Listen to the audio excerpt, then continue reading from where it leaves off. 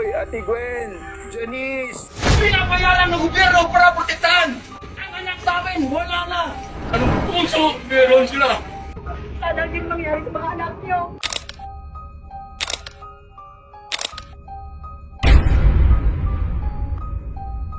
Paano kung madatnan mo ang lahat ng iyong mga anak na wala ng buhay? Sa video nating ito, ating balikan ang malagim na sinapit ng pamilyang walang ibang hinangad kundi ang tratuhin ng mabuti ang kanilang kapwa-tao. Simple at may payak na pamumuhay, ganito ilarawan ang pamilya ng Magoad sa bayan ng San Isidro, Barangay Bagong Tapay, Emlang North, Cotabato. Ang kanilang ilaw ng tahanan na si Lobelia ay isang school principal, habang ang haligi naman ng tahanan nila na si Cruz ay isa namang guro. Biniyayaan ng dalawang anak ang masayang pagsasama ng mag-asawa, ito ay sina Crizel Gwen at Crisville Luis, dahil sa larangan ng mag-asawa, ay malimit na maiwanan sa kanilang tahanan sina Gwen at Luis, kasama ang mga alaga nitong mga aso, sa tahimik at mapayapang kanilang komunidad. Dahil na rin sa sadyang pagiging mabuting tao ng pamilya Magoad, ay panatag naman ang sitwasyon ng mga ito doon kahit pa nga maiwanan lamang ang dalawang anak ng mga ito sa kanilang tahanan. Kahit papaano ay nakaaangat sa buhay ang pamilyang Magoad, at sa tuwing may mga pagkakataon, ay nakahiligan na rin ng mga ito ang pamamasyal at paglalaan ng oras ng sama-sama, at kumukolekta ang mga ito ng mga masasayang sandali. Matalino, mabait, aktibo at masayahin, ito ang mga bagay na mailalarawan sa panganay nilang anak na si Crizel Gwen, kung saan, ay pangarap nitong maging isang doktor, kung kaya't kumuha ito ng course for preparatory medicine sa University of Mindanao, mahilig din itong sumabak sa mga extracurricular activities upang mas ma-enhance pa nito ang kanyang self-esteem. Sa katunayan, si Gwen ay sumali sa isang beauty pageant noong 2019, kung saan ay nag-uwi ito ng ilang mga parangal. Ang bunso naman nilang anak na si Crisville Luis o mas kilala sa tawag na Boy Boy, ay bagamat may kapilyuhan, ay talaga namang mapagmahal, malambing, matalino at mabait na bata. Sa isang pagdiriwang mula rin sa kaanak na dinaluhan ng Magoad family, dito ay nakilala ni Gwen ang isang kasambahay ng kaanak nito. Halos hindi nalalayo ang edad ng dalawa at dahil sadyang pala kaibigan si Gwen, ay mabilis nitong nakapalagayan ng loob si Christine, at mula nga noon ay malimit ng magkwentuhan ang dalawa sa pamamagitan ng cellphone. Dito, ay naikwento ni Christine kay Gwen ang mga hirap na pinagdaanan nito sa mura nitong edad. Nabanggit din ni Christine ang pagiging ulila nitong lubos, at ang pabalik-balik nito sa kustodiya ng DSWD. Hiniling din ni Christine kay Gwen na kung maaari ay sila na lamang ang kumuha kay Christine bilang kasambahay dahil hirap na umano ito sa pag-aalaga ng dalawang bata na inaalagaan nito sa kaanak nila Gwen. Dahil naging lubos na ang pagkakaibigan ng dalawa, ay kinausap na ni Gwen ang mga magulang nito at hilingin na sila na lamang ang kumukbok kay Christine. Pinag-usapan ito ng mag-asawa at dahil sa labis na pagpupumilit ni Gwen sa mga ito ay sa wakas ay napapayag niya ang mga ito na kukupin si Christine. Hindi tinuri na iba ng pamilya Magoad si Christine, bagamat tumutulong ito sa mga gawaing bahay, ay hindi nila ito itinuring bilang isang kasambahay. Sa katunayan, ang kwarto ni Boy Boy ay voluntaryo nitong ibinigay kay Christine at sa upuan sa sala na lamang nito piniling matulog ng binatilyo, upang magkaroon ito ng pribado at sarili nitong lugar sa kanilang tahanan. Pinag-aral nila ito at binihisan, na para bang tunay na miyembro ng kanilang pamilya. Naging napakasaya ni Gwen sa pagdating na iyon ni Christine sa kanilang tahanan, dahil tila kay Christine ito nakita ang pagkakaroon nito ng kapatid na babae. Sa tuwing namamasyal ang pamilya ay hindi maaaring hindi nila kasama si Christine, at kitang-kita ang mga masasayang bonding ng mga ito sa mga larawan at videos na ina-upload ng mga ito sa kani-kanilang mga social media account. August 2021, isang buwan pa lamang ang nakakalipas matapos na manirahan sa tahanan ng mga Magoad si Christine, ay nawalan ng 10,000 piso ang padre de pamilya ng mga ito, bagamat hindi nila agad inisip ang mga bagay-bagay, ngunit wala itong makitang ibang tao na maaaring gumawa nito kundi si Christine lamang, dahil bihirang may makapasok sa tahanang yon ng mga Magoad. Kinalaunan, ay nabunyag ang katotohanang si Christine nga ang kumuha ng perang iyon na nawawala, isinilid ito ni Christine sa ginawa nitong bulsa sa ilalim ng backpack nito at tinahi, upang maitago ang ginawang panguumit. Ikinadismaya ito ng mag-asawa ngunit pumagitna dito si Gwen at hiniling sa mga ito na patawarin si Christine at kalimutan na lamang ito. Ganoon nga ang ginawa ng mag-asawa, at sa paglipas nga ng mga panahon ay naging masaya naman ang samahan ng pamilyang ito sa loob ng kanilang tahanan. December 10, 2021, habang nasa paaralan ang mag-asawa. Bandang 2:48 ng hapon, ay isang message sa group chat ng Magoad family ang ikinabigla ng mag-asawa. Ayon sa mensahe ni Christine, 3 kalalakihan ang pumasok sa kanilang tahanan ng mga oras na iyon. Ayon pa kay Christine, Agad umanong nakuha ng mga ito sina Gwen at Boyboy, habang siya ay nakatakas at nakapagtago sa ilalim ng kama nito. Kasunod nito ay isang post ang agarang ginawa ni Christine upang humingi ito ng tulong dahil sa mga naririnig nitong hindi na magandang nangyayari sa mga itinuturing nitong mga kapatid.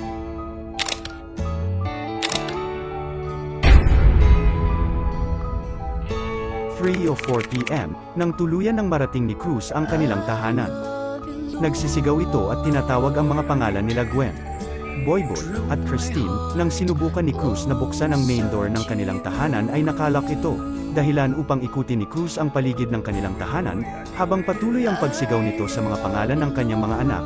Dito na napagdesisyonan ni Cruz na dumaan na sa likod ng kanilang bahay at puwersahan na itong pumasok, at dito na nga bumulaga sa kanya ang malagim na sinapit ng mga anak nito sa loob ng kanilang tahanan. Kalunos-lunos ang mga nasaksihang yon ng padre de pamilya ng maguat. Dinatnan nito si Boyboy na may nakapaligid ditong kumot at ito ay punong-puno ng pulang likido na galing mismo sa binatilyo. Nagtamo ito ng 51 mga malalalim na sugat at sa lakas nga marahil ng mga pangyayari ay nagawa pang mabali ng handle ng kutsilyo na natagpuan malapit sa katawan nito. Malagim din ang sinapit ng dalagang si Gwen, kung saan ay ang mismong mukha nito ay halos hindi na makilala.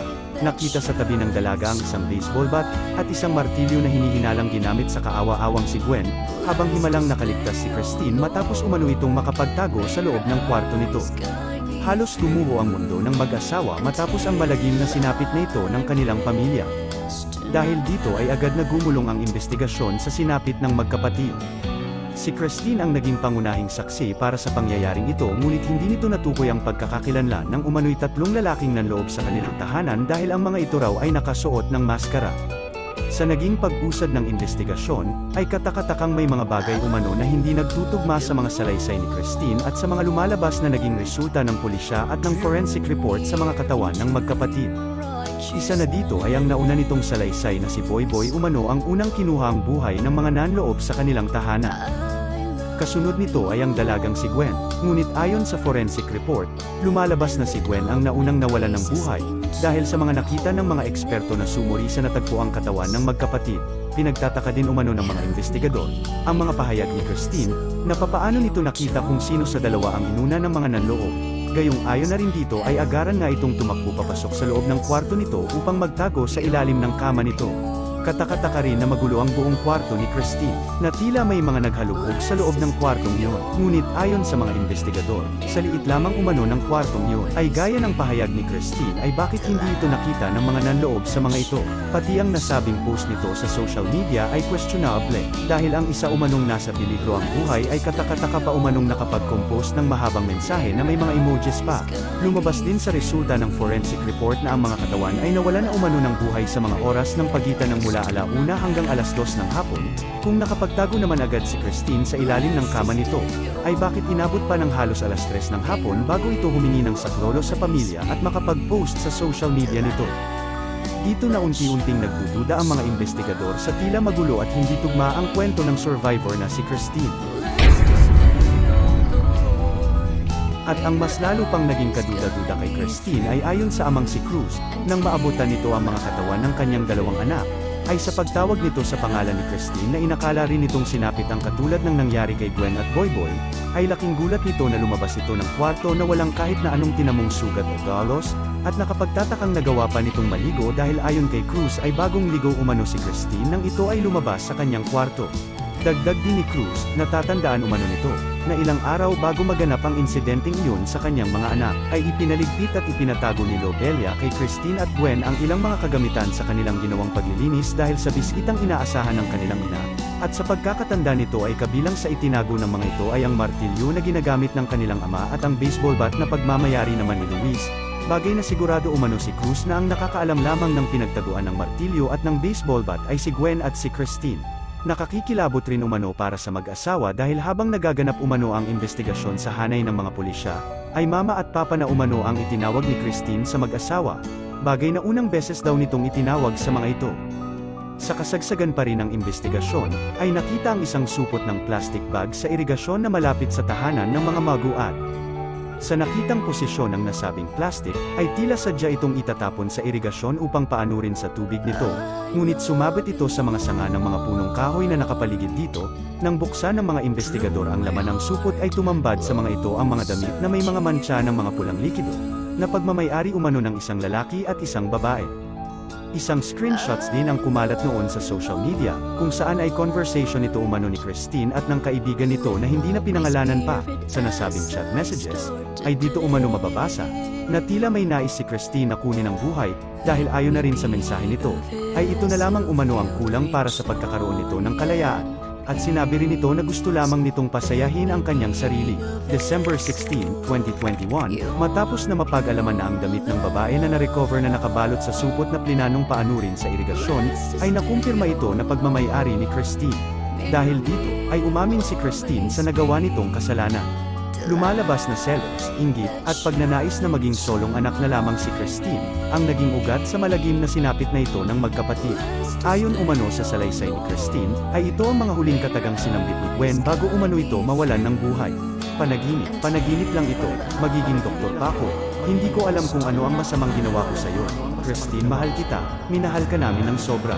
Sa ginawang pag-amin na ito ni Christine, at sa tinukoy nitong kasama niya na isang seminaristang binatilyo, ay sinampahan ng kaso ang dalawang menor de edad para sa malagim na sinapit ng Maguad siblings, at dininig ito sa Regional Trial Court.